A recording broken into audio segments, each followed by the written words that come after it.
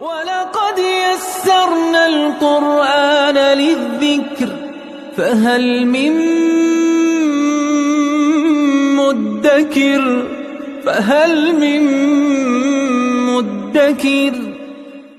اعوذ باللہ من الشیطان الرجیم بسم اللہ الرحمن الرحیم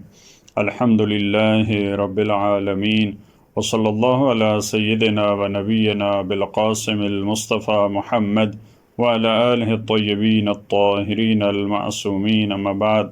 اعوذ باللہ من الشیطان الرجیم یا ایہا الذین آمنوا لا تقربوا الصلاة وأنتم سکارى حتى تعلموا ما تقولون ولا جنبا إلا عابري سبيل حتى تغتسلوا وإن كنتم مرضى أو على سفر أو جاء أحد منكم من الغائط أو لامستم النساء فلم تجدوا ماء فتيمموا صعيدا طيبا فامسحوا بوجوهكم وأيديكم ان اللہ کان عفوا غفورا صدق اللہ العلی العظیم۔ پروردگار عالم نے سورہ نساء کی آیت نمبر 43 میں ایک فقہی حکم جو تیمم کا حکم ہے اس کو بیان فرمایا۔ مختلف عوامل اور مختلف مشکلات کے تحت انسان جب وضو نہیں کر سکتا، جب غسل انجام نہیں دے سکتا، تو شریعت نے اس کا رائے حل بتایا ہے کہ وہ انسان تیمم کرے زمین پر، مٹی پر، تو وہ عبادت انجام دینے کے قابل ہو جائے گا۔ وہ جب وضو یا غسل نہیں کر سکتا تو جب تک وہ غسل انجام نہیں دیتا، جب تک اس کے پاس پانی نہیں آ جاتا، اس وقت تک وہ نماز کے قریب نہ جائے۔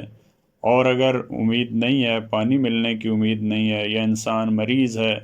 یا اور مشکلات ہیں، تو وہ انسان تیمم کرے۔ پروردگار عالم نے زمین کو انسان کی عبادت اور بندگی کے لیے پاک و پاکیزہ قرار دیا ہے، لہذا ختمی مرتبت کی طرف جو روایت منسوب ہے کہ زمین کو میرے لیے پاک و پاکیزہ اور طہور قرار دیا گیا ہے، اس کو طہارت کا باعث قرار دیا گیا ہے، یہ بھی پروردگار عالم کے خاص انعامات میں سے ہے۔ لہذا اس آیت میں فرمایا یا ایھا الذین آمنوا لا تقربوا الصلاة وانتم سکارى۔ سب سے پہلے ایک شرعی حکم وہ نماز کے بارے میں فرمایا، اے مومنین، جب آپ نشے کی حالت میں ہیں اس وقت تک آپ نماز کے قریب نہ جائیں۔ دو معنی یہاں پہ مراد لیے جا سکتے ہیں۔ سکارا ایک معنی جس کی طرف روایات نے اشارہ کیا، سکارا سکر النوم ہے، یعنی انسان پہ نیند کا اگر غلبہ ہے، انسان نہیں سمجھ سک رہا کہ وہ کیا کہہ رہا ہے، اس کی زبان پہ کون سے کلمات ہیں، وہ صحیح طور پہ رکوع اور سجود اور دوسرے اذکار کو نہیں سمجھ رہا، تو اس حالت میں اس کو نماز نہیں پڑھنی چاہیے، بلکہ جب وہ حالت رفع ہو جائے، مرتفع ہو جائے، اس وقت انسان نماز پڑھے۔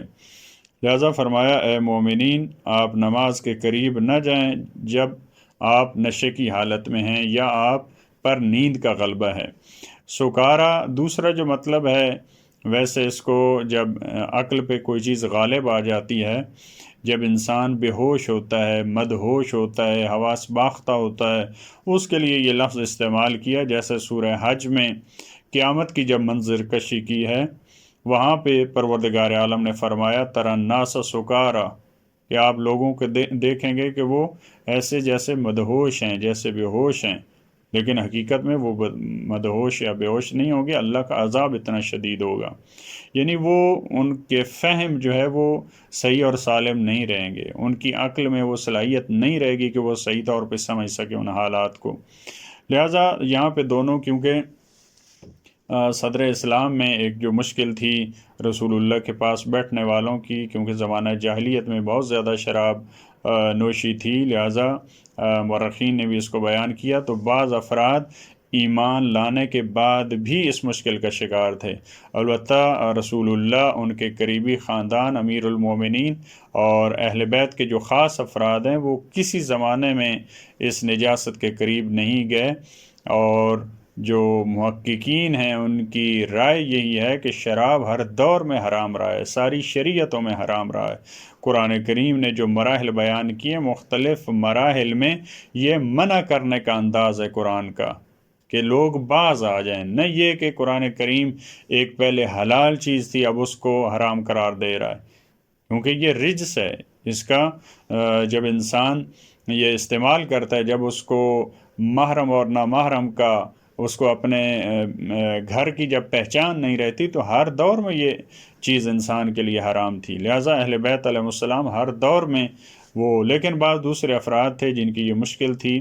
لہٰذا قرآن کریم نے فرمایا اس مرحلے میں کہ آپ نے جب یہ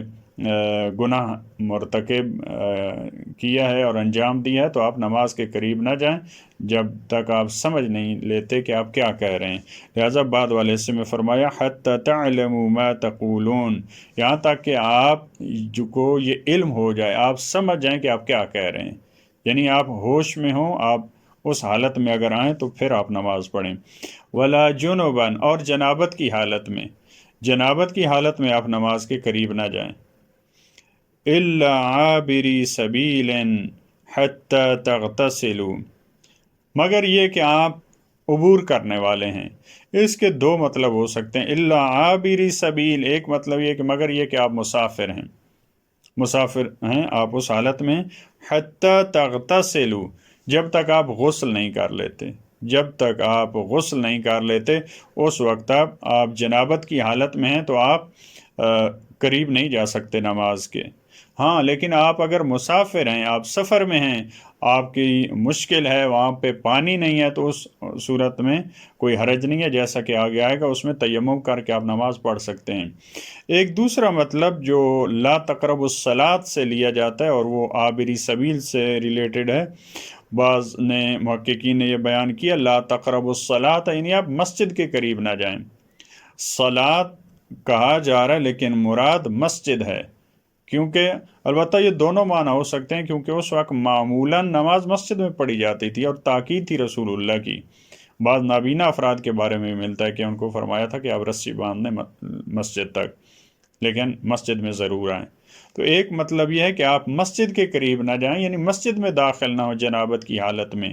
الا عابری سبیل، مگر یہ کہ آپ راستہ عبور کرنے والے ہیں، آپ راستہ طے کرنے والے ہیں، آپ فقط گزرنا چاہ رہے ہیں، کیونکہ اس وقت جو صحابہ کے گھروں کی کیفیت تھی وہ اس طرح سے تھی کہ وہ مسجد میں بہت سارے دروازے کھلتے تھے شروع میں، تو بعض افراد کی یہ مجبوری ہوتی تھی کہ وہ اسی حالت میں مسجد سے گزریں، تو وہ اجازت دی گئی کہ آپ مسجد سے گزر سکتے ہیں، لیکن نماز پڑھنا، مسجد میں ٹھہرنا یہ آپ کے لیے جائز نہیں ہے۔ تو دونوں مطلب اس سے سمجھے جا سکتے ہیں اور دونوں فقہ میں موجود ہیں باتیں۔ وَإِن كُنتُم مَرْضَىٰ، اور اگر آپ مریض ہیں، او عَلَىٰ سَفَرٍ، یا آپ سفر پہ ہیں، او جَاءَ أَحَدٌ مِّنكُم مِّنَ الْغَائِطِ، یا تم میں سے ایک نشیب سے آیا ہے۔ غائط نشیب کو کہتے ہیں جہاں پہ عرب اس دور میں رفع حاجت کے لیے جایا کرتے تھے اور بیت الخلاء کے معنی میں استعمال ہوتا ہے۔ اگر رفع حاجت کے بعد کوئی آیا ہے، بیت الخلاء سے آیا ہے، قرآن کریم نے اس کو کنایہ میں بیان کیا۔ اور لامستم النساء، یا کسی نے ہم بستری کی ہے، اس کو بھی قرآن کریم نے ہمیشہ کنایہ میں بیان کیا ہے۔ فلم تجدوا ماء، ہم نے کہا تھا کہ وہ غسل کریں، لیکن فرمایا اگر یہ کام انجام دیے تو اس پہ غسل واجب ہے، اس فرد پہ وضو واجب ہے، لیکن اس کے پاس پانی نہیں ہے، فتیمموا صعیدا طیبا، تو وہ پاک زمین پہ وہ تیمم کرے گا۔ ویسے تیمم کا مطلب قصد کرنا ہوتا ہے، لیکن شریعت میں اس خاص عمل کو کہتے ہیں جو مٹی یا زمین، پتھر، ریت، کوئی بھی چیز، اسی وجہ سے صعید کا معنی جو بیان کیا جاتا ہے وہ وجہ الارض ہے، وہ زمین ہے، ایسا نہیں ہے کہ فقط مٹی۔ لہذا ریت پہ، پتھر پہ، ڈھیلے پہ، ان تمام چیزوں پہ تیمم کیا جا سکتا ہے۔ کیسے تیمم کرنا اس کا اجمالی وہ بھی بتا دیا، فَامْسَحُوا بِوُجُوهِكُمْ وَأَيْدِيكُمْ،